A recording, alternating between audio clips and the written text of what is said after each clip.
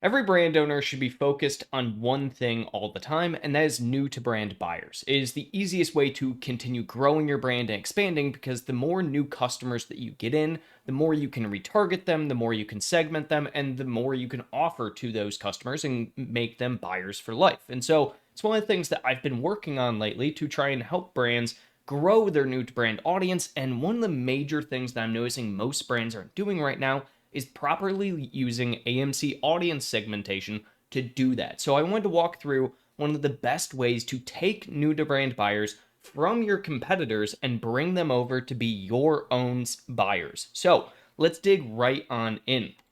The very first thing here is you have to head on over to Amazon Marketing Cloud for using audiences. And today we're not going to be setting up a use case of a basic audience. We're actually going to be building our own very specific audience, specifically to target those new to brand customers. So the very first thing we're going to do here is we're going to go to create audience. You're going to create new query. So once you create the query, you're going to get met with this screen. This screen is going to essentially allow you to make your own variation of an Amazon audience.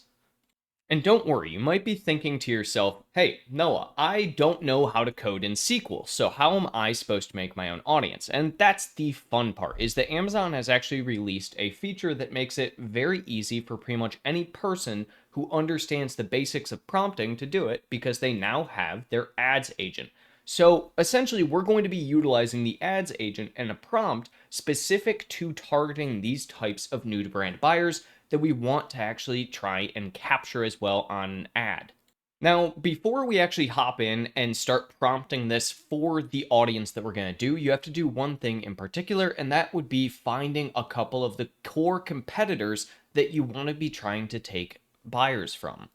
So for this case, I actually already picked out 4 very specific ones that I want to try and take some of the audience from and try and make them into my buyers. So what we're going to do first and foremost with this prompting is tell exactly the agent the type of audience that we want. So we're going to say create an audience that is targeting these ASINs and repeat browsing behavior for new to brand customer segments. So from there, we're going to take each one of the different ASINs that we have. So we'll take this one, then we're going to take this one, and we're going to add each one of these in.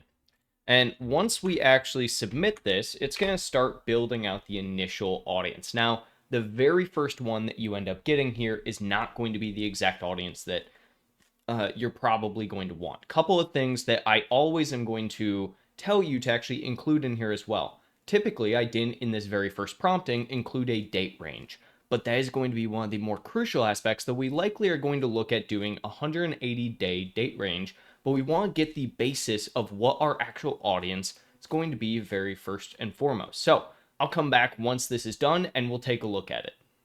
All right, so the agent did its work here. It created our initial query and our initial audience that we're looking at. So if we take a look at the audience, you can get the general structure of how audiences are actually built on the back end of Amazon. You can see what the actual targets are. So we're targeting ASINs. It has each one of these different ASINs. Then we are focusing on detail page viewers again. So we're going to be selecting their user ID. One thing here as well is the min for their conversion event. We want to have first view as the conversion event. So the very least they have viewed each one of these ASINs or one of the ASINs at least once. We also want to make sure we're not having a null user IDs within here. We're tracking each one of the target ASINs within that. We also have brand purchasers in here again. So we're having the distinction of an actual purchase event for each one of these ASINs. So this is a really, really good start for an audience. And if you want to be fairly simplistic with it, you could run with exactly this audience. Now, I want to get a little bit more granular. It'll give you a bunch of details down here. So for instance, how the query actually works gives you an entire breakdown of your query. And then on top of that, it'll give you some potential next steps. Sometimes these are good, sometimes they're bad. Again, it's always going to be a 50-50. It's kind of the age-old big thing with prompting and AI right now, which is garbage in, garbage out. So one of the main things I'm going to add in here as a layer is we want to focus on people that are realistically probably hot shoppers. So we already kind of have that within the repeat browsers mentality of it, but we want to target something that's a little fresh at the end of the day. So what we're going to add in here is add an additional line item of the repeat browsers only within the last 180 days. Fantastic. So we'll add this in, and then once we actually have this for the last 180 days, which is 6 months, those are going to be people who within this last 6-month period have likely been looking specifically at these type of products, have clicked on these products. You could even segment this down to even specific brands. So if you have a couple of competitors who have a really wide catalog and you also have a wide catalog, rather than utilizing ASINs for this, you could go directly to any one of these and take the actual direct brand name as well. Now, a couple of caveats when you're doing the brand name as well is rather than the actual brand name, sometimes what I like to do is either take the full-on brand store, or you can even look and take the actual seller. So one of the major things is you can always click on the seller profile. You can actually get the merchant ID for every one of the sellers. You can see up here in the URL, this little merchant ID. And so you could take this merchant ID and you can actually utilize that within your audience building as well.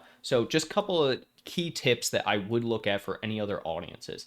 Looks like it's still finishing up here, and yeah, if I paused it before, but it is a little bit of a long process for it to actually get everything together. But once we have this addition of the 180 days right now, we should actually be fairly good. So again, it built out pretty much everything within this as well, very similar, and it's within that time frame. So what we're going to do, simply, we're just going to copy this. All we have to do is bring this on over here into that section. So we're going to close that out for right now, and now we have our actual SQL query directly within inside of the entire section. So this is, by and large, ready to rock and roll. So one of the major things of utilizing a campaign like this, you're going to ask yourself, okay, cool, I created an audience. How do I actually build off this audience and how do I target it?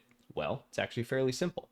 The same way that we went ahead and we grabbed a couple of very specific ASINs here, what you're going to then do is you're going to create a sponsored product competitor targeting report, or not report, ad. And so with that sponsored product competitive targeting ad, you're going to actually go through and take each one of these ASINs and target them specifically. I also like to utilize audiences like this one whenever I am doing any type of top level category targeting. So rather than just focusing on direct competitor ASINs, I'm also going to throw in the competitor brand names and primary competitor terms. And then on top of that, I'm going to go in and I'm going to category target for the actual category it's in. So doorstops in this case. This is going to be the easiest way to make sure that you can utilize your actual audience as effectively as possible. Because again, we're very focused on basically taking repeat browsers, so people frequenting this category and these products.